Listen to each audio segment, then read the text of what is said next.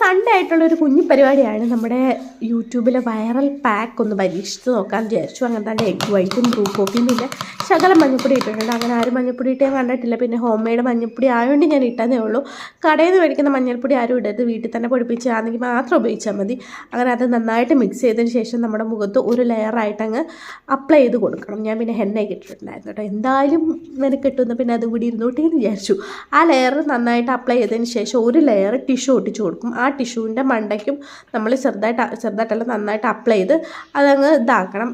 അതിനുശേഷം ഞാൻ ഒരു ലെയറും കൂടെ ടിഷ്യൂ ഒട്ടിച്ചിട്ടുണ്ടായിരുന്നു, എൻ്റെ ഒരു സാറ്റിസ്ഫാക്ഷന് വേണ്ടി മാത്രം. എല്ലാവരും ഒരു ലെയർ മാത്രമേ ഒട്ടിച്ചിട്ടുള്ളൂ, ഞാൻ പിന്നെ 2 ലെയർ ഒട്ടിച്ച് നോക്കിയതേ ഉള്ളൂ. കുഴപ്പമൊന്നുമില്ല. അങ്ങനെ 2 ലെയർ ഒട്ടിച്ച് പിന്നെ ഒരു 1-1.5 മണിക്കൂർ കഴിയുമ്പോൾ ഇതങ്ങ് ഉണങ്ങും.